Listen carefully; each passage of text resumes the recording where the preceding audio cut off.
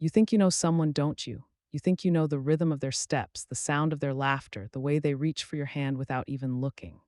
You think you know their habits, their dreams, the tiny things that make them who they are. I thought I did. Welcome to Stories by Amy. I share new life stories here every day, and I'd really appreciate it if you hit subscribe and liked my video. Now, let's jump back into my story. I'm sure you'll love it if you keep listening till the end. For years, I truly believed I understood the man I married. I knew how he liked his morning tea. I knew he hummed when he was nervous. I knew he had a bad habit of biting the inside of his cheek when he was trying not to argue. I knew the little crease that formed near his eyebrow whenever he focused on something serious. I knew him, or at least I thought I did. But sometimes life waits for the quietest, most ordinary moment to show you something you never expected: a small crack, a shift in the air. A look that should not exist on the face of the man you share a bed with, and the moment it happens, the world stops. You feel something break inside you, quietly at first, like a thin thread snapping. You try to ignore it. You try to tell yourself it was nothing. But deep inside, you know that something has changed, something that cannot be undone. The day I saw my husband's true face was not dramatic. There were no screams, no fight, no betrayal caught in the act, nothing loud or obvious. Instead, it was a quiet moment, a moment that lasted only a few seconds, but it was enough to shatter the woman I used to be. It happened one evening in our living room with the soft yellow light of the lamp glowing against the walls. It was the kind of light that usually made the room feel safe and warm, the kind of light that once made me feel grateful to have a man like him in my life. We were sitting together, talking about something small and unimportant, at least to me. I asked him a simple question, one that should have been harmless, one that any loving partner might ask, and he looked at me, not with frustration, not with sadness, not with love. He looked at me like I was a burden, a weight he no longer wanted to carry. His eyes were cold, not angry, not harsh, but empty, like he was looking at someone he'd already given up on, someone he no longer respected, someone he no longer cared about. I remember feeling the air leave my chest. It was such a simple expression, a tiny flicker of truth that slipped out before he could hide it, but it was real and it was enough. In that brief moment, I realized something heartbreaking. I didn't recognize the man sitting in front of me. He wasn't cruel. He wasn't violent. He wasn't shouting or accusing or blaming. He was just distant, detached, stranger like, and that was somehow worse. Because when someone yells, you know they still feel something. But when someone looks at you with no emotion at all, that emptiness tells you more than words ever could. My mind tried to protect me, of course. It whispered all the usual excuses. He's tired. He's stressed. He didn't mean it. You're overthinking. I wanted to believe those things. I wanted to believe in the marriage we built, in the memories we shared, in the promises we made under a sky full of stars. I wanted to believe in the man I had loved for so many years. But that moment stayed with me, quietly, silently, painfully. And once you see something like that, once you see that your partner's heart has shifted in a way they're not ready to admit, you cannot unsee it. It sits inside you like a small stone that becomes heavier with every passing day. I wish I could tell you that I confronted him right then. I wish I could tell you that I asked him what was wrong or that he opened up and shared something honest, but I didn't. I just sat there pretending nothing had happened, pretending his look hadn't pierced through me, pretending I was still safe. Because when you love someone, you cling to the idea of them. You cling to the version of them you fell in love with. You cling to hope even when it hurts. But this story, my story, is not about hope. It is about truth, the truth I didn't want to face, the truth I wasn't ready for. The truth that slowly revealed itself over the weeks that followed, piece by piece, until the day I finally understood who I had really married.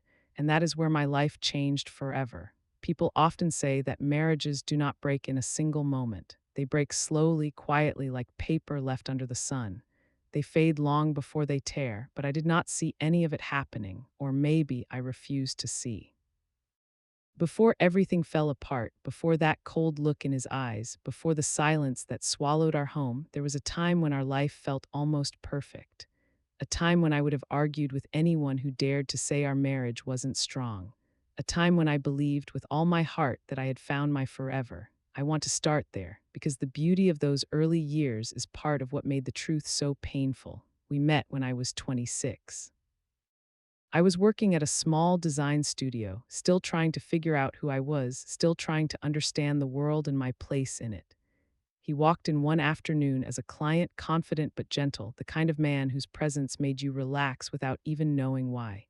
He smiled at everyone, but when he smiled at me, it felt like he saved something extra, something warm, something bright. He wasn't loud or flashy. He didn't try to impress. He simply existed in this steady, calm way, like a safe harbor you could rest in. I remember thinking, he feels familiar, even though he was a stranger. He would come in with new ideas for his project, and somehow we always ended up talking about everything except work. Books, music, childhood memories, simple things, ordinary things, the things that make people feel seen. He listened when I spoke, truly listened. And for someone like me, who had always felt a bit invisible, that meant more than I could express. After a few meetings, he asked if I wanted to grab coffee. And even though I told myself to be cautious, to take things slow, I already knew I would say yes. Looking back now, I sometimes wonder if I said yes to the man he was or the man I wanted him to be. Our relationship moved gently, not fast, not slow, just naturally. We fit together in a way that felt easy, too easy, maybe. But I didn't question it. We shared the same simple dream, a quiet life filled with love, no big drama, no constant fighting, just peace, partnership, understanding. He told me once, I want a home where I feel safe, and I want to make someone feel safe too. At the time, it sounded beautiful. Now those words echo in my mind differently, because sometimes people speak their deepest truths without realizing it, and sometimes that truth reveals itself only years later. Our early days were filled with light moments. Weekend walks, cooking together, laughing over silly mistakes in the kitchen, falling asleep on the couch during movie nights. Nothing extraordinary, yet everything meaningful. He made me feel chosen. He made me feel loved. He made me feel like I mattered, and I held on to those feelings like they were precious jewels. When he proposed, it was in the simplest way, just the two of us sitting by the lake near my childhood home. He didn't get down on one knee. He didn't prepare a speech. He just held my hand and said, I want this, I want us, I want to build a life with you. And I believed him with all my heart. The first years of our marriage were warm, not perfect, of course. We had small arguments like everyone, differences in habits, clashes in moods, but nothing serious, nothing frightening, nothing that hinted at the truth waiting beneath the surface.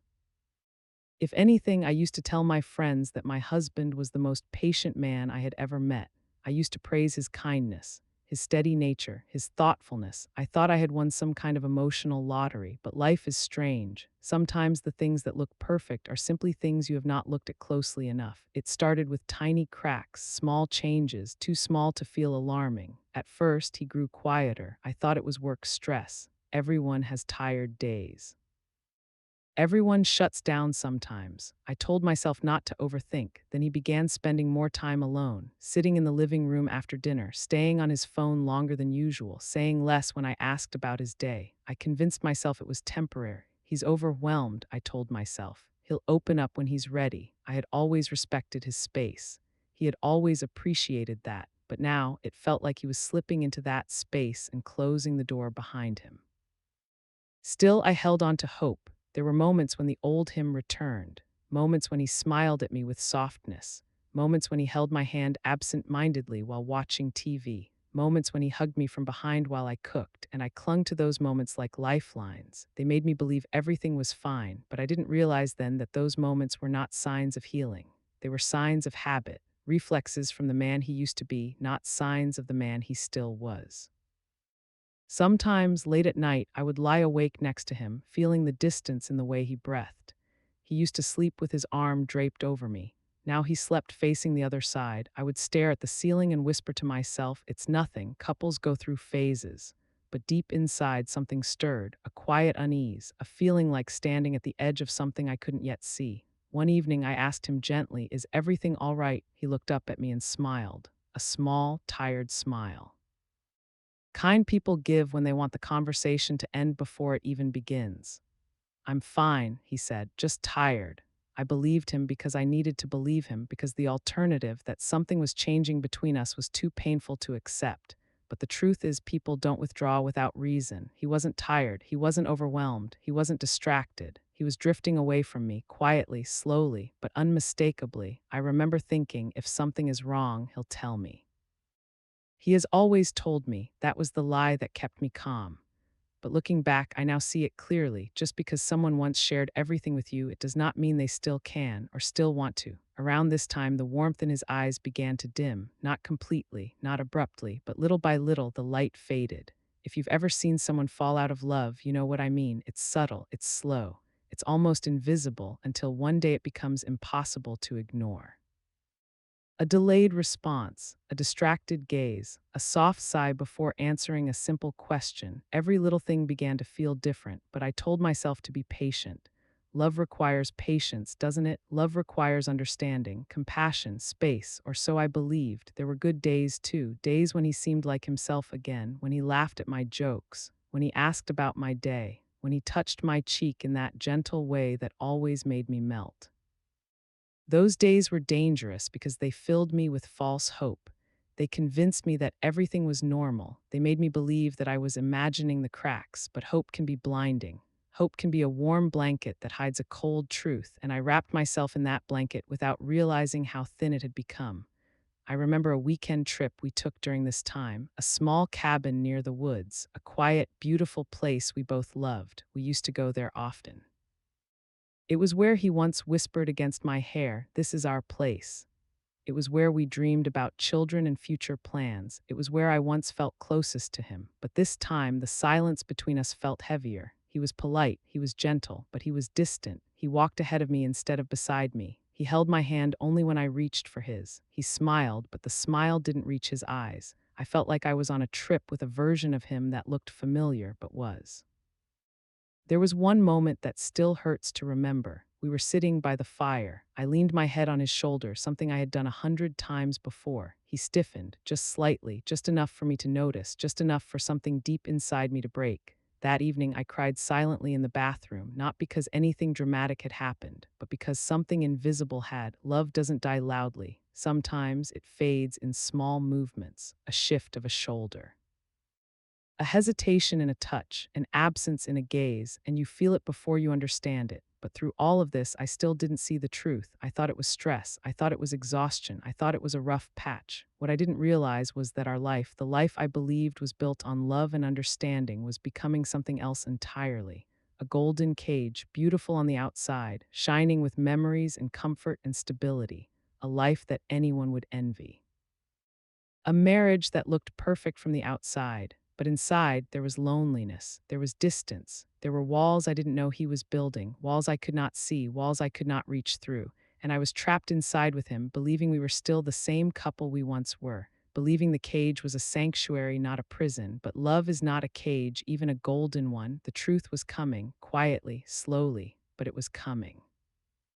And the day I saw his true face, the day everything I believed shattered, was closer than I realized. The day everything shifted did not arrive with thunder. It did not come with a fight or an accusation or some dramatic moment you might expect in a movie. It came quietly, like most painful truths do. It came softly, almost politely, slipping into my life through the smallest, most ordinary detail. Something so simple that if I hadn't been paying attention, if my heart wasn't already bruised with suspicion, I might have missed it completely. But I didn't miss it, and that changed everything. It was a Monday evening. One of those evenings when the world feels heavy and tired, when the sky is dull and gray, and everyone just wants to go home and rest. He came home later than usual, but not late enough to cause alarm. He had been doing that a lot lately, arriving home just a little later, just enough for me to notice, not enough for me to question. I was in the kitchen preparing dinner, a simple meal, nothing special, the kind of food that used to make him smile and say, "I missed this." But lately, he didn't say things like that anymore. I heard the front door open, but there was no cheerful, "I'm home," like he used to say. Just the soft sound of shoes being removed, the quiet rustling of him placing his bag on the table, the familiar silence that had begun to settle between us. I walked out to greet him. He looked tired, or maybe he just looked distant. "Long day?" I asked. "Yeah," he said, "just work." The words were simple, but something about the way he said them felt rehearsed, like he'd practiced the sentence on his way home, like he needed to stick to a script. He kissed my forehead, a small gesture. But I could tell his mind was somewhere else. He walked past me and went straight to the shower. I stood there alone in the hallway, feeling a cold wave move through my chest. Something was wrong, something was deeply wrong, and I was running out of excuses to hide it from myself. After dinner, he told me he needed to finish some work in the study. That wasn't unusual. But I noticed the way he positioned himself, his back slightly turned, his phone placed face down on the desk, his laptop angled away from me. These were little things, tiny things, but I felt them like small stings against my heart. At one point, he stepped out of the study to grab some water. I walked inside to place a folded blanket on the chair, something I always did when he worked late because he got cold easily. I didn't mean to look at his laptop, but the screen caught my eye. It was unlocked and open not to a work document, not to a project, but to a private messaging window. My chest tightened. I didn't touch anything. I didn't scroll. I didn't snoop. I just saw one line, one small message that stayed on the screen before it dimmed. Don't worry, she still has no idea. That was all. 7 simple words. I froze. My entire body went numb. My skin felt cold. My mind became silent, the way the world gets quiet just before a storm hits. I stepped back slowly, my heart pounding loudly enough to echo in my ears. When he returned to the room, I was standing near the window, pretending to fix the curtains. He didn't know I had seen anything. He didn't know my heart had just split open. I didn't confront him. I didn't breathe a word. The sentence kept repeating in my mind like a whisper that wouldn't stop. She still has no idea. Still has no idea about what? What had he been hiding? What had been going on behind the silence? Behind the distance, behind the cold looks, my stomach churned, my heart trembled, but I stayed quiet. I needed time to think, to breathe, to steady myself. Because I knew something now, he was hiding something, and whatever it was, I wasn't ready to hear it in that moment. That night was one of the longest nights of my life. He fell asleep quickly, his breathing calm and steady. I lay beside him, staring at the ceiling, feeling the weight of those 7 words pressing heavily against my chest. I kept replaying the sentence, trying to imagine a context, any context that wasn't hurtful. Maybe it was work related, maybe it was a joke, maybe it wasn't even about me. But deep down, where truth lives even when we don't want to see it, I knew the words meant exactly what they sounded like. Someone out there knew something about me, something he knew, something he had kept from me for God knows how long. I closed my eyes and tried not to cry. I didn't want him to hear me. I didn't want him to roll away from me even more. For years, he had been my comfort, my safety, my home. But that night, he felt like a stranger lying inches away from me, a stranger who had secrets. In the days that followed, I noticed everything, every movement, every expression, every small shift in his tone or his eyes or the way he held his phone when a message came in. It felt like living inside a puzzle I never agreed to solve. He still kissed my forehead in the morning. He still asked if I wanted tea. He still said good night in the same soft voice he'd used since our wedding day. But now I could see the cracks clearly. The pauses, the half-truths, the distance. Before I had been blind, now I was painfully awake. One evening I decided to try again, to talk to him, to reach out, to hold on to the marriage I still desperately loved. We were having dinner, sitting across from each other like always, the quiet ticking of the kitchen clock filling the silence between us. I placed my fork down gently and said, "Can I ask you something?" He looked up, surprised but calm. Of course, I swallowed hard. "Are you happy?" He blinked. The question obviously caught him off guard. "Yes," he said. "Why do you ask?" I looked at him carefully. His face was neutral, almost too neutral. I hesitated. Then I asked the question I had been terrified to ask. "Are we okay?" He paused, just for a moment, but the pause was enough. He forced a smile. "We're fine." "You worry too much." Something inside me sank. His words didn't match his eyes. His tone didn't match his heart, but I didn't push. I was afraid, afraid of the answer he wasn't ready to give. The next turning point came a few days later. I was sorting laundry in the bedroom, folding his shirts, something I had done countless times over the years. His phone buzzed on the nightstand. Usually, he never reacted to notifications with urgency.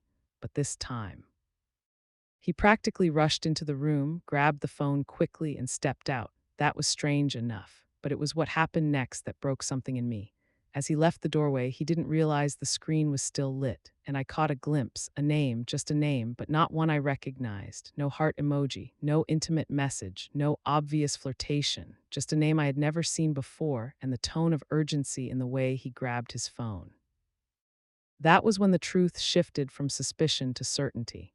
There was something real, something hidden. That night, I sat with my thoughts long after he fell asleep. I wasn't angry, not yet. I wasn't even heartbroken, not fully. I was confused, deeply, painfully confused. What had gone wrong? Had I missed something? Had I changed? Had he changed? When had the distance begun? Why didn't he talk to me? Why didn't he trust me? We had promised transparency. We had promised honesty.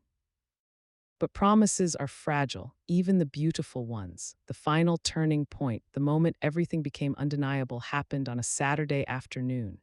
We were invited to a friend's gathering. He had been quiet all morning, his phone in his hand more than usual, his mood distracted. I tried not to let it bother me. I tried to be patient, gentle, calm. While I was getting ready, I heard him in the living room speaking softly. He thought I couldn't hear him. But the walls in our home carried sound easily. "No, not now," he whispered. "I told you I can't talk long." I froze, my hands trembled. I held onto the edge of the dresser to steady myself. His voice was soft, quiet, almost pleading. I said, "I'll handle it. Just please give me time." The words hit me like a wave. Handle what? Give time for what? I stepped out quietly, my heart pounding, my breath uneven. When he saw me, he startled. His face changed too quickly, first surprise, then guilt, then a forced calmness. "Who were you talking to?" I asked softly. He looked away. "No one, just work." His answer came too quickly, too smoothly. He didn't meet my eyes. That was the moment, the exact moment, the moment the illusion shattered, not because he lied, but because of how easily he lied. There was no hesitation, no pause, no flicker of conflict on his face, just a practiced lie, delivered to the woman he once promised to love with honesty. And that was when I finally saw it. He was no longer mine. His heart was elsewhere. His mind was elsewhere. His truth was elsewhere. And I had been living beside a stranger. But the most painful part wasn't that he kept secrets. The most painful part was that he didn't even trust me enough to share what he was going through. He chose silence instead of honesty, distance instead of openness, a stranger instead of me.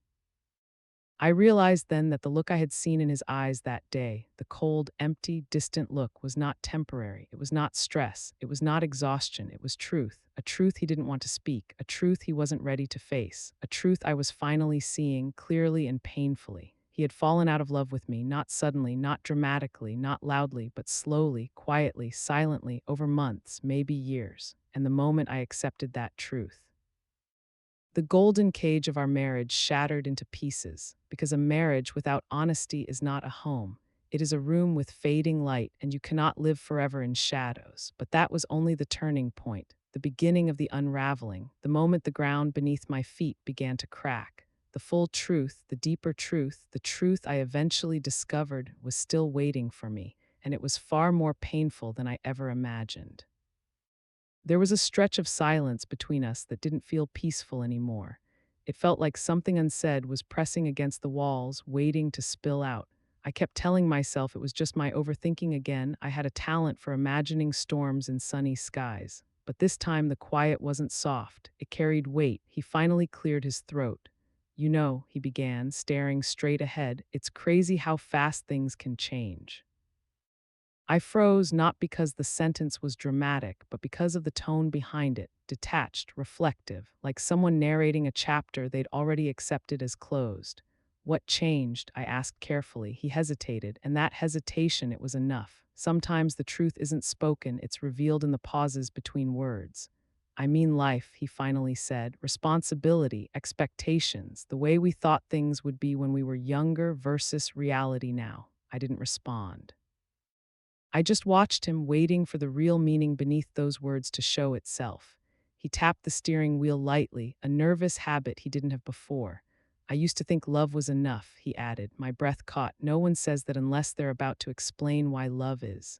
"And now," I whispered. He exhaled slowly. "Now I'm just trying not to disappoint everyone." Everyone, not us, not me, everyone. The thing about heartbreak is that it rarely starts with a loud crash. It begins with the smallest shift, a tone, a phrase, a distance you can't measure but can feel. I turned my face toward the window so he wouldn't see my eyes sting.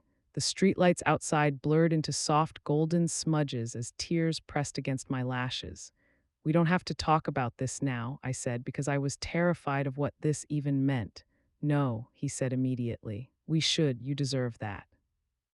There it was again, that polite heaviness, that gentle tone someone uses when they're walking you toward a truth you didn't want to meet.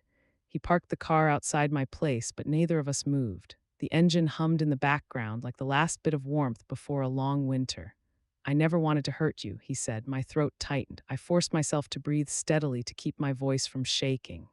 You haven't, I lied. He looked at me then, really looked, and I saw it. The guilt, the conflict. The softness that knew me too well and the hesitation that didn't belong to us. He reached out and held my hand gently, too gently, like he was memorizing it, not keeping it.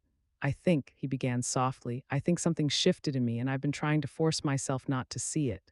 The world inside me cracked, shifted, not ended but shifted. The word was quiet yet destructive. I pulled my hand away slowly because suddenly holding onto him felt like trying to hold water.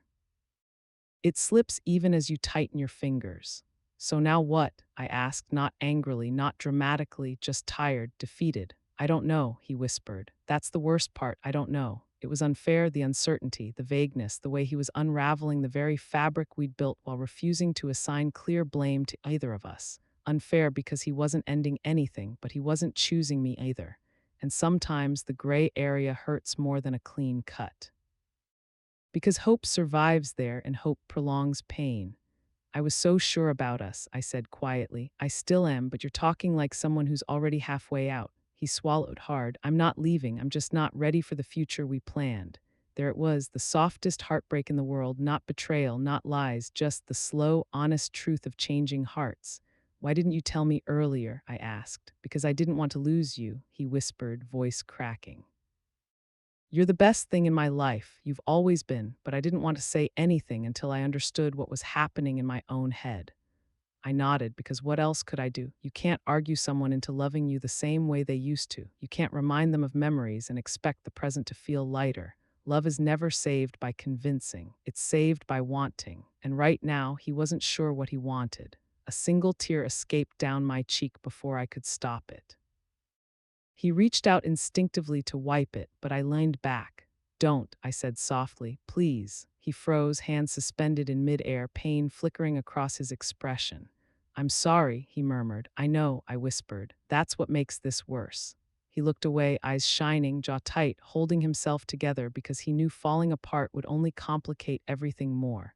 For a moment, I imagined myself in an alternate version of this night, one where he said everything I wanted to hear. One where doubt didn't exist, where plans were still solid, where love wasn't trembling under the weight of real life. But that night didn't exist. Only this one did, and this one belonged to endings we didn't want to admit yet.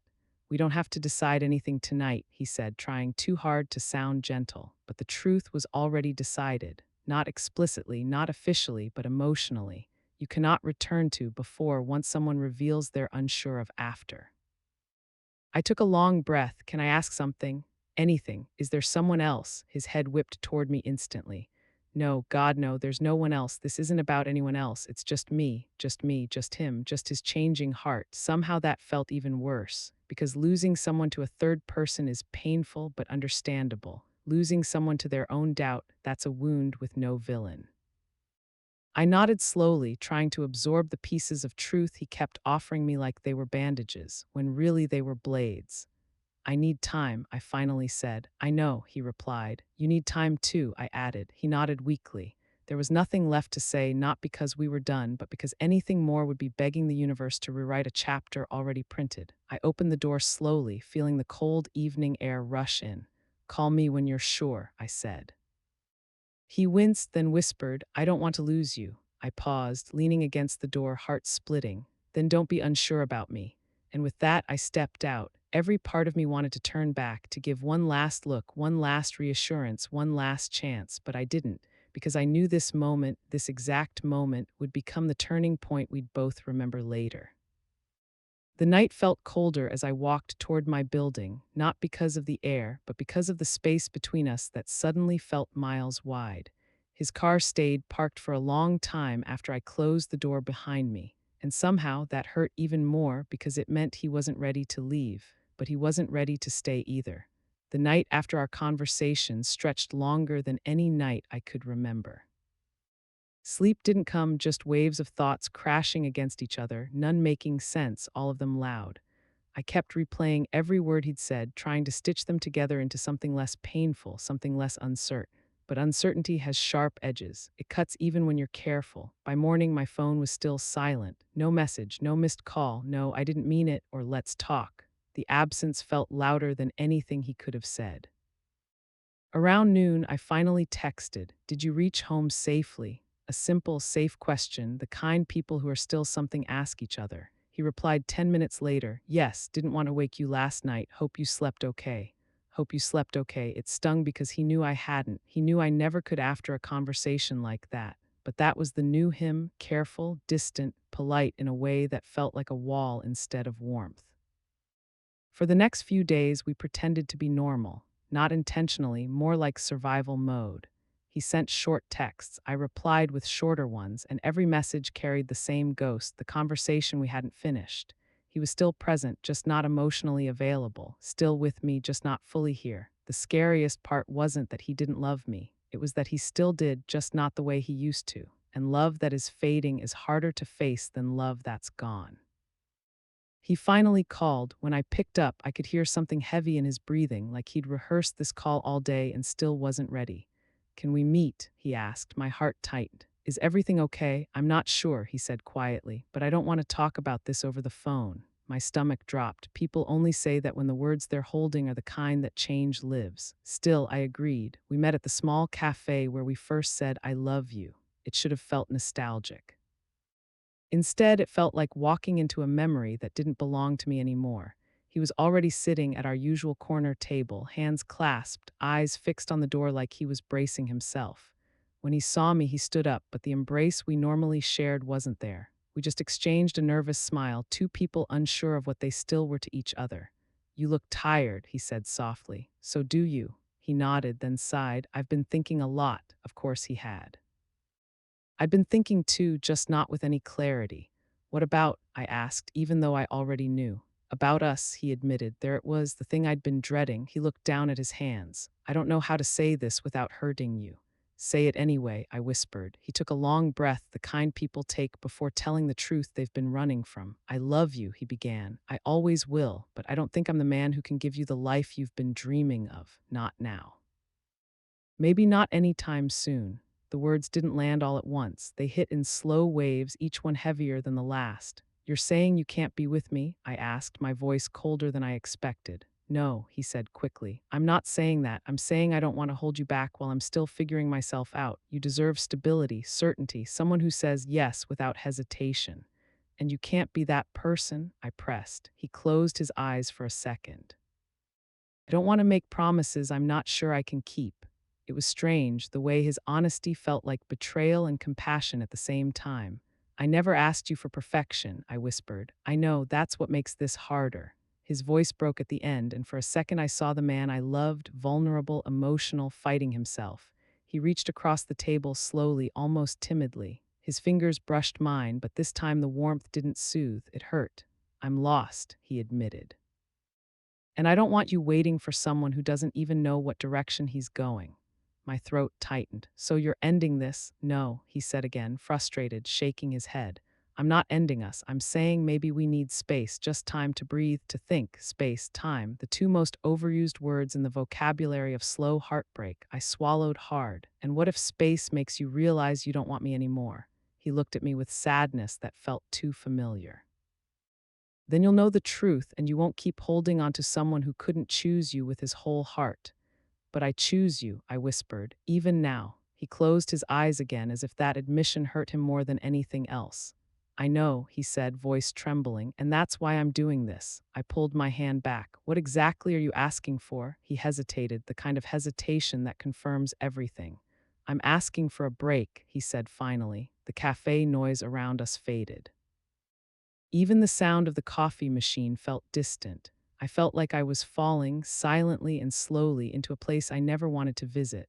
"A break," I repeated. He nodded, guilt covering every inch of his expression. "How long?" I asked. "I don't know. And what are the rules of this break?" I haven't thought that far," he admitted. Of course he hadn't, because breaks aren't about rules. They're about distance, and distance rarely brings people back. The tears burned behind my eyes, but I smiled, a painful, almost sarcastic smile. "You're not asking for time," I said softly. "You're asking for the right to let go slowly." His breath hitched. He looked away as a tear escaped down his cheek. "I'm sorry," he whispered. "I'm so, so sorry." There was nothing left to say after that, not because I forgave him, not because I blamed him, but because sometimes the truth leaves no room for conversation. I stood up slowly. "Take all the space you need." He looked up at me, eyes red, confused. "Where are you going?" "Home," I said, "to figure out how to stop loving someone who isn't sure anymore." His lips parted, but no words came out, not even a protest, and that silence told me everything. I walked out of the cafe and didn't look back, because looking back would have broken me completely, and I was already breaking enough. When I walked out of that cafe, the cold air outside hit me harder than anything he had said. It felt sharp against my skin, like the wind itself was trying to pull me awake from a dream I didn't want to leave. I stood there for a moment, not moving, not thinking, just breathing through the ache in my chest. People walked past me, cars moved, life around me continued as if nothing had happened. And that's one of the strangest parts of heartbreak, the way the world remains unchanged while your world collapses quietly inside you. I didn't cry on the walk home, not because I was strong. Not because I didn't want to, but because my body hadn't processed anything yet. It was still stuck between disbelief and shock, trapped in a numb space where pain hasn't fully formed. By the time I reached home and closed the door behind me, the silence felt different, heavy, thicker than before, almost alive, like it was waiting to see what I would do next. I put my bag on the couch and stood in the middle of the living room, staring at absolutely nothing. My hands trembled even though I tried to steady them. My throat felt tight, but no tears came. I was too stunned, too hollow, too suspended in a moment I didn't know how to escape from. For so long, I'd imagined a future with him, a home, a life, a quiet sense of safety. I didn't realize how deeply that future had rooted itself inside me until he asked for space. That one word ripped through every plan, every dream, every gentle expectation I had carried for years. I walked to our bedroom and sat at the edge of the bed. His pillow still smelled faintly of him. The room still held his warmth. The memories still lived in every corner, and yet he felt further away than ever. I looked down at my hands. They were the same hands he used to hold so tightly, the same hands he kissed when he was feeling affectionate, the same hands he once said he wanted to hold for the rest of his life. But now they felt empty, like they were waiting for something that would never return. He didn't text, he didn't call, not even a simple "did you reach home?" And that silence, it was louder than any argument. For years, he had been the kind of man who checked in if I took longer than usual to reply, the kind who worried if I walked home alone late at night, the kind who asked 10 times if I reached safely. And now he didn't ask once. It's unbelievable how fast someone can switch from being your safe place to being a reminder of everything you're afraid of. I made myself dinner even though I had no appetite. I forced myself to eat because I knew the emptiness in my stomach wasn't hunger, it was grief pretending to be hunger. And grief can drain you if you're not careful. After dinner, I sat on the sofa and stared at the blank TV screen. I didn't even turn it on. I just sat there, listening to the sound of nothing. My mind replayed his words over and over. "I'm lost. I don't want to hold you back. I don't want to make promises I can't keep. I need space." Each sentence chipped away at something inside me, not all at once, slowly and steadily, like erosion. I kept thinking, if he loved me, wouldn't he fight? Wouldn't he try? Wouldn't he stay? But love doesn't disappear in one day. His didn't, mine didn't. What disappeared was certainty, the shared direction, the belief that we were walking toward the same future. And without that, even love feels fragile. I woke up before my alarm. Not because I rested well, but because my heart felt too heavy to keep sleeping. My pillow was wet, though I didn't remember crying. Maybe my body cried in my sleep because my mind wouldn't let me. I checked my phone the moment I opened my eyes. That nothing hurt more than the breakup that hadn't even officially happened, because sometimes silence says, "I'm moving on," before the person does. I got up, showered, dressed, and forced myself through the motions of the day as if pretending I was okay could somehow make me okay. But every part of my routine felt different without him in it. I used to send him a morning text. I didn't send one today, not because I didn't want to, but because I felt like I wasn't allowed to anymore. Isn't it strange how quickly you can go from "we talk every day" to "I guess I should leave him alone now"? Later that afternoon, he finally messaged. "Hope your day is going well. I was thinking a lot today. I'm still trying to figure things out. No, I miss you. No, I want to see you. No, I'm sorry. Just careful, distant words from someone trying not to promise anything. My chest tightened as I read it. I typed a reply, deleted it, typed again, deleted again. In the end, I sent, I understand. 3 words that were both true and not true at the same time. I understood that he was struggling. I understood that he felt lost. But I did not understand how a man who had once held my face so gently, promising forever, now wasn't sure if he wanted me in his future at all. The weekend was the hardest. Weekends were our time. Lazy mornings, long conversations, shared meals, small routines we built over years. Nothing dramatic, just the simple comfort of knowing we belonged to each other. And now I spent the first weekend alone. I kept waiting for him to text something, anything, a memory, a question. A "how are you?" a sign that even though he needed space, he still felt connected. He sent one short message on Saturday evening, "Hope you're doing okay." I stared at it for a long time. Those 4 words used to be filled with warmth, but now they felt empty, like he typed them because he felt obligated. I replied, "I'm managing." I wanted to say more. I wanted to tell him I missed him so much it hurt. I wanted to tell him the silence was killing me. I wanted to ask him when this break would end because the uncertainty was tearing me apart. But I didn't want to push him further away. Isn't that what heartbreak does? It makes you silent when you want to scream. It makes you understanding when you want to fight. It makes you gentle when you want to demand answers because you're terrified that the wrong word might make them leave forever. On Sunday night, he called, not a video call, not a warm, "I miss your face" call. Just a simple phone call. His voice sounded tired. Mine probably did too. "How are you?" he asked. "Trying," I said. He sighed. "Me too." There was a pause, not the comfortable kind we used to share, the heavy kind, filled with everything neither of us dared to say. "Are you okay?" I asked quietly. "I don't know," he admitted. "I'm trying to sort my head out. There's just a lot." "About us?" I asked. "About everything." That answer hurt. Because if his confusion was only about us, I could handle it, but everything, that meant I wasn't the center of his emotional world anymore. I was just a small part of a bigger storm he didn't want me inside. "I don't want to hurt you," he said. "You already have." "I know," he whispered. "And that's what scares me, because hurting you was never something I imagined myself doing." Another pause. This one hurt too. I closed my eyes. "What do I do while you figure things out?" He hesitated. "Just live your life, at least for a little while. Let things breathe." Let things breathe. Another gentle way of saying, "Don't hold on to me too tightly. I might slip away." He didn't say it directly, but I heard it anyway. We hung up after 5 minutes, 5 minutes after years of love. And when the call ended, I finally cried, not quiet tears, not soft sobs. I cried the way people cry when they are grieving something that hasn't died yet but is already slipping away. I cried for the version of him that still lived inside my memories.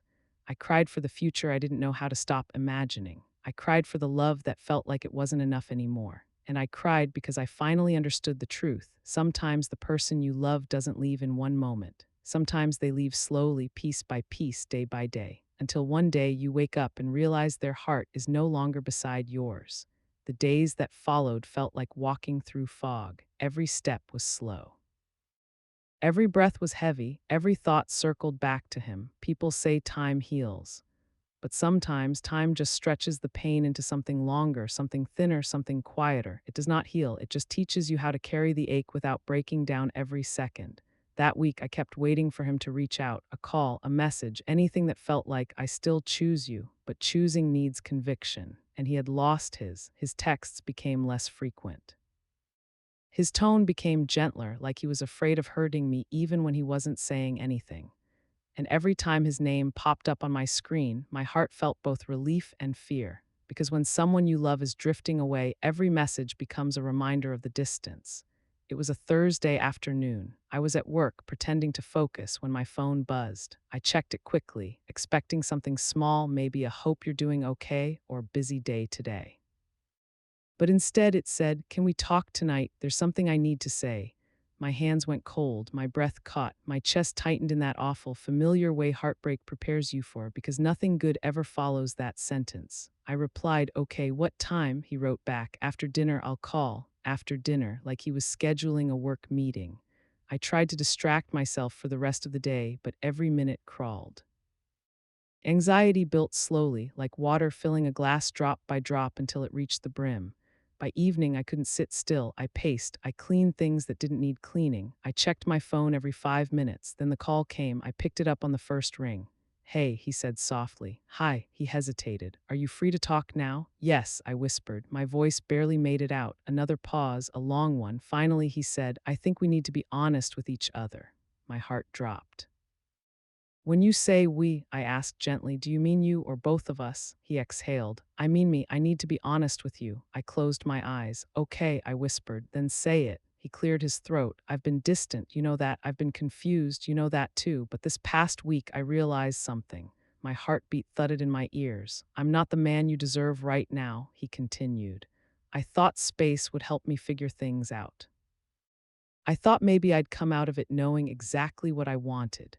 And, I asked, voice trembling, and I realized I'm not ready for the life you imagine with me, not now, maybe not any time soon. My lips parted, my eyes blurred. And the worst part, he said, voice cracking, is that I don't want you to waste your life waiting for someone who can't meet you where you are. I swallowed hard. Are you ending this? He didn't answer immediately. That silence alone was an answer. I'm letting you go, he finally whispered. Letting me go, not I don't love you, not I don't want you.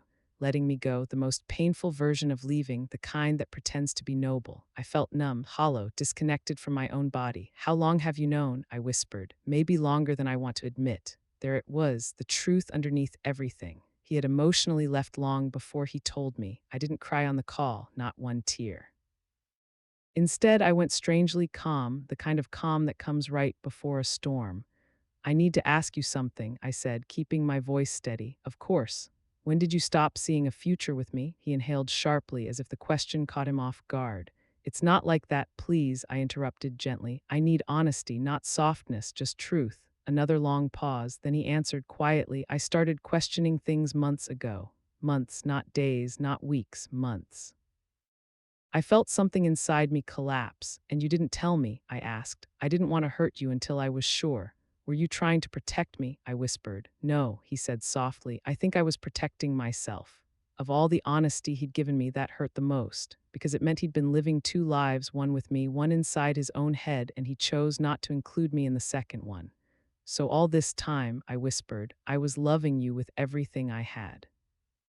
While you were slowly walking away, his breath shook. I'm sorry. I asked you so many times, I continued, tears finally sliding down my cheeks. Every time I felt you slip, every time your eyes looked different, every time something felt off. I know, he said, voice barely audible. And every time you told me I was imagining it. I didn't want to tell you until I understood it myself. But you did understand, I said, my voice breaking. You just didn't want to say it. He didn't argue, he didn't deny it, he didn't soften it, he just stayed silent, and that silence was everything. When people leave, they always say something that stays with you forever. Sometimes it's a sentence, sometimes it's a single word, sometimes it's a look. For me, it was this, I still care about you, he whispered, voice shaking. Just not the way I used to. My breath caught painfully. That sentence didn't just break me, it ended something inside me. Because love doesn't survive on care. Not the kind we had, not the kind we dreamed of. I wiped my tears quietly. Thank you for the honesty. It feels wrong, he said softly. It feels like I'm ripping myself apart too. But you're still doing it, I whispered. He didn't deny it. I'll always be grateful for you, he said. For everything we had. We didn't just have something, I corrected gently. We built something. I know, he said.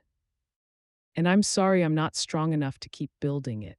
When the call ended, I just sat there on the sofa, the same sofa where we once planned our future, staring into the air like the world had paused. And in a way, it had, because when the person you love decides they no longer love you in the same way, everything inside you stops for a moment. The heart doesn't break loudly, it breaks silently, like a glass cracking on the inside before it shatters. The next morning, I woke up with swollen eyes and a headache that felt too heavy for my skull. But the worst part wasn't physical. It was the emotional emptiness, the feeling of waking up and remembering all over again what happened. I checked my phone out of habit, no messages, just a quiet screen reflecting the quietness inside my chest. I forced myself through the day, through meals, through moments, through conversations with people who had no idea that my world had just been shaken from the inside. But grief isn't loud, grief doesn't scream, grief whispers. It sits inside you and waits for the quiet moments to come alive. That night, I walked into the bedroom and realized something painful. Half of the pillows were still arranged the way he used to sleep. His side, his shape, his scent, a habit that lingered long after he stopped being mine. I picked up his pillow and held it against my face, inhaling the last remnants of him. And that's when the tears came, heavy, uncontrollable, in waves that felt impossible to withstand. I cried for everything, for him, for me, for the love we once gave each other, for the future we once imagined, for the woman I was before all of this, the woman who trusted too deeply, loved too fully, believed too sincerely. A part of her was gone, and I didn't know if she would ever come back. Another week passed. He didn't call. He didn't check on me, not once. And his absence, that cold, complete absence, told me the truth he didn't have the courage to say. He was lost. He was figuring things out. He was confused. He was done. He had been done for months, and the painful realization hit me one night as I sat at the edge of the bed. The man who once loved me with warmth and now looked at me with coldness because he had already detached emotionally long before he admitted it. That was the truth I didn't want to see. His true face wasn't hateful, wasn't cruel, wasn't violent. It was colder, more silent, more distant. His true face was the face of a man who stopped loving me quietly while pretending everything was fine. And that betrayal, the silent kind, was more devastating than any affair, any fight, any dramatic ending. Because he didn't break my heart suddenly. He let it break slowly, piece by fragile piece. I remember sitting on the edge of the bed that evening, holding one of Daniel's shirts in my hands. It was a shirt he used to wear on our small weekend trips back when life felt easy and warm. I pressed the fabric between my fingers and quietly wondered how a person could drift so far away while living in the same home. The silence around me felt too heavy, almost suffocating, and I could feel a strange emptiness settling in the space where hope used to live. A part of me still wanted to believe this was a phase, maybe a long, harsh phase, but still something temporary. I kept repeating that to myself like a soft prayer I didn't fully believe anymore. But another part of me was slowly accepting the truth. A truth that echoed inside me like an unwelcome whisper. He is leaving you emotionally, and he doesn't even care enough to hide it. That realization felt like a slow tear in my chest, not sharp, not sudden, but deep and lingering. The next morning, I woke up before Daniel as usual. I cooked breakfast, not because he asked me to, but because it was the one small act that made me feel like things had not completely changed. The kitchen smelled like coffee and toasted bread, the same comforting scent that used to make him hug me from behind. But now he simply walked in, grabbed a mug, and stared at his phone. "Morning," I said softly. "Morning," he mumbled, eyes still glued to his screen. There was no smile, no warmth. No tiny moment that couples usually share without even noticing. He moved around me like I was a piece of furniture instead of the woman he once promised to love. I watched him as he prepared to leave for work. He didn't look up once, not a single glance. When the door closed behind him, the house felt like a hollow shell. I stood there for a moment, listening to the quiet. It was strange how silence could be louder than any argument. Later that day, I received a message from his colleague. She wanted to confirm a detail about a project Daniel and her were working on. I gave the answer politely, but that small interaction made me pause. Why would she ask me? Why not ask Daniel directly? And why did she seem so comfortable reaching out to me? A memory flickered in my mind, the way she had smiled at him during a company dinner months earlier. A smile that seemed too familiar, too open. I had ignored it then. I didn't want to be one of those people who saw danger in every shadow. But now everything felt different. I tried to shake the thought away. I reminded myself that suspicion was not evidence and fear was not truth. But once doubt enters the heart, it rarely leaves quietly. It settles in, waiting for moments of weakness to grow louder. That evening, Daniel came home even later than usual. His hair was slightly messy, and he looked irritated when he saw me still awake. "You're up." His voice held no affection, just surprise, maybe even annoyance. "I wanted to make sure you were okay," I said gently. "I'm fine," he replied, taking off his jacket. "Can we not do this tonight? I'm tired." It was the same line he had used so many times recently that it felt rehearsed. "I'm not trying to start anything," I whispered. I miss us, Daniel." He stopped moving for a second, then exhaled sharply. "I don't want to talk about this." "Why not?" "Because it's pointless," he snapped. His tone stung more than the words. It wasn't loud, but it was sharp, like a thin blade sliding across something delicate. For a moment, neither of us spoke. I could feel tears forming, but I blinked them back. I didn't want to cry in front of him again. I didn't want to give him another reason to feel distant or irritated. He walked past me, not even touching my shoulder, and disappeared into the bedroom. The sound of the door closing was quiet, but it felt final, like a small ending inside a much bigger one. That night, I lay awake long after he fell asleep. I listened to his calm breathing and wondered how someone could sleep so peacefully next to a person whose heart they were slowly breaking. I thought about the early years of our marriage, the laughter, the shared dreams, the little surprises he used to plan. Those memories felt like they belonged to another life. I tried to understand where things changed. Was it gradual? Did he stop loving me first? Or did I sense the shift long before I admitted it? My thoughts felt tangled and heavy. The next few days were filled with the same pattern: brief conversations, forced politeness, and long periods of silence that felt like walls. I kept trying to hold things together, even though everything inside me felt fragile. One afternoon, I went to pick up groceries. As I pushed the cart through the aisles, I felt a pressure in my chest that made it hard to breathe. I leaned against the handle, closed my eyes for a moment, and wondered how many people around me were carrying invisible heartbreaks while trying to appear normal. When I reached the checkout, the cashier smiled at me and asked how my day was going. Such a simple question, but I had to force myself to say, "It's fine," because telling the truth felt too heavy to speak aloud.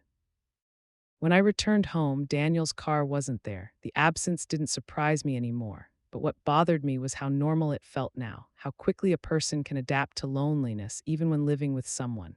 Hours passed before he came home, and when he did, he didn't explain where he had been. He simply walked in, placed his keys on the table, and said, "Did you eat?" His tone was neutral, not caring, not curious, just polite enough to avoid questions. "I waited," I said softly. He didn't respond. He went straight to the shower, leaving me standing in the hallway with an ache in my chest. Later that night, while he slept, I sat in the living room with a mug of warm tea. I stared at the soft light on the wall and wondered how much longer I could keep pretending this was normal. How much longer I could keep hoping for a miracle that wasn't coming. I wasn't perfect. I had made mistakes too, but love.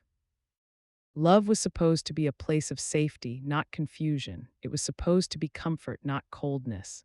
And Daniel, he wasn't cruel, he wasn't violent, he wasn't malicious. He was simply gone, gone in a way that didn't involve bags or suitcases, gone in a way that left his body present but his heart missing. I felt like I was losing someone who was still standing right in front of me. And that kind of loss, it is slow, it is silent. And it hurts in ways that words struggle to describe. Little did I know, the moment that would finally break the illusion, the final piece that would show me his true face, was much closer than I realized, much closer than I was ready to face. The moment that changed everything came on a quiet Sunday afternoon, the kind of afternoon that should have felt peaceful, but instead felt like the final inhale before something breaks. Daniel was sitting in the living room, working on his laptop. I had made tea for both of us and placed his cup on the table beside him. He didn't look up. He didn't say thank you. He didn't even move his hand toward the cup. I sat on the opposite end of the couch, holding my own cup, and just watched him for a moment. His face was calm, focused, distant. It struck me how familiar and unfamiliar he looked at the same time. The man I once loved so deeply was still sitting there, yet everything about him felt unreachable. After a long silence, I finally said, "Can I talk to you? Just for a minute." He didn't respond. He kept typing as if he didn't hear me. I waited a few seconds and tried again. "Daniel, it's important." He closed his laptop with a slow, almost irritated motion and leaned back in the chair. His expression wasn't angry, it was worse. It was indifferent. "Okay," he said. "What do you want to talk about?" The coldness in his voice made my stomach tight. I held my cup with both hands and tried to steady my breathing. "I feel like we're drifting apart," I said softly, "and I don't know why. I don't understand what happened to us." He stared at me, expression flat. "We've already talked about this." "No," I whispered. "You didn't talk. You shut down, and I can't fix something if I'm the only one trying." He leaned his head back and exhaled deeply as if my words were a burden. "I'm tired of this conversation," he said. "You keep trying to analyze everything. Not every problem has some dramatic meaning behind it." I felt the sting immediately. I'm not trying to be dramatic, I'm trying to save us. Save us from what? He replied. Not every marriage needs constant emotional checkups. People grow, people change, and sometimes things don't feel the same. That's life. His tone was so matter of fact, so unfeeling, that it made my chest tighten. I took a breath and spoke softly. But we promised each other we would grow together. He cut me off. Well, maybe I don't feel that way anymore. The room went silent. His words didn't come with anger or hesitation. They came calmly, almost casually, as if they were simply a fact he was stating. That calmness, it was the cruelest part, because it showed he had accepted something long before I even realized it existed. My eyes filled with tears, but I fought to keep my voice steady. What do you mean? He looked right at me then, truly looked, and in that moment I saw it, the truth, the emptiness, the absence of love. Something inside him had closed long before this conversation. Something had already been taken away, locked away, or given away to someone else, and he had no intention of opening it again. I don't feel the same anymore, he said quietly. I don't know when it happened, I don't know why it happened, but it did. His words were simple, plain. And they cut deeper than any shouting ever could. I swallowed hard. Did I do something wrong? No, he said quickly. It's not about you, it's just I feel different. He didn't elaborate, he didn't apologize, he didn't reach for me. That was the moment, the exact second, when the illusion shattered completely. All the small signs, all the distant looks, all the quiet nights and cold mornings suddenly lined up like puzzle pieces, revealing the truth I had been too scared to face. He was gone. Not physically, emotionally, and he had been gone for a long time. I sat there, twisting my fingers together, trying to absorb the truth without falling apart. The pain inside me felt too heavy, too raw to put into words. What do we do now? I asked softly. Daniel shrugged, as if we were discussing a small inconvenience, as if years of love, memories, and shared dreams could be reduced to a tiny gesture. I don't know, he said. Maybe we need time apart. Maybe space will help. I nodded slowly, even though every part of me was shaking. Space wasn't going to help. Space was just the softest word he could use instead of saying something final. After a long silence, he stood up and grabbed his laptop. I'm going to get some air, he said. He walked toward the door and I watched him go. He didn't look back, not once. When the door closed, I let out a breath I had been holding for days, maybe weeks. My hands trembled uncontrollably. My heart felt like it was collapsing inward. I didn't cry right away. The sadness was too heavy for tears. I just sat there, staring at the empty space he left behind, feeling the weight of a future I hadn't prepared myself for. After a while, I stood up, went to the bedroom, and opened the closet. His clothes were still there, his shoes, his jacket, all the things that made it look like he still lived a life with me. But the truth was simple and heartbreaking. His presence in the house meant nothing. Because his heart was already gone, I sat on the edge of the bed and finally let the tears come. Quiet tears, the kind that don't fall in dramatic waves but slip down slowly, carrying silent grief with them. I cried for the girl I used to be. I cried for the love I thought we had. I cried for the promises that would never be honored. I cried for the ending that came without a warning, without a fight, without a moment of tenderness. Hours passed before I realized the house had grown dark. The sun had set without me noticing. I turned on a small lamp beside the bed and wiped my face. For the first time, I allowed myself to say the words out loud, even though my voice trembled. He doesn't love me anymore. The room didn't respond. It didn't comfort me. It simply held the truth with me silently.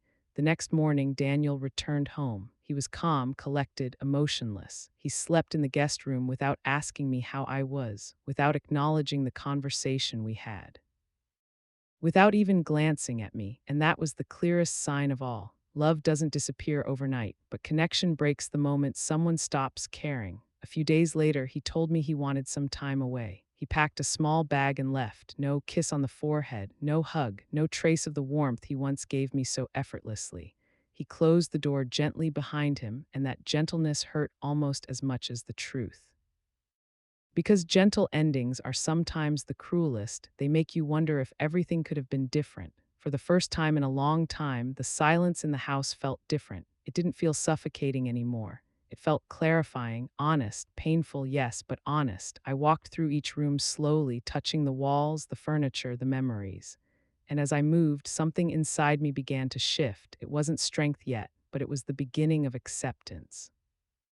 Maybe the hardest truth in life is this: you cannot hold on to someone who has already let go. And love, real love, cannot survive in a place where only one person is trying. As the days passed, I learned to sit with loneliness without fearing it. I learned to breathe without expecting his footsteps at the door. I learned to exist in a world where the man I once loved had become a stranger. It wasn't easy, it wasn't quick, it wasn't clean. But slowly, gently, I began to rebuild myself. Because when someone shows you their true face, not through anger, not through betrayal, but through indifference, the most loving thing you can do is walk away from the version of them you created in your mind. He once promised me forever, but sometimes forever only means for as long as love lasts. And his love ended long before I realized it. Final moral: sometimes the quietest heartbreaks teach us the loudest truths: that love cannot survive without effort, that distance can grow inside a home, and that letting go is not a sign of failure, but an act of finally choosing yourself. Thanks for listening. If you like this story, please like, share, and please subscribe my channel for support me. See you in the next video.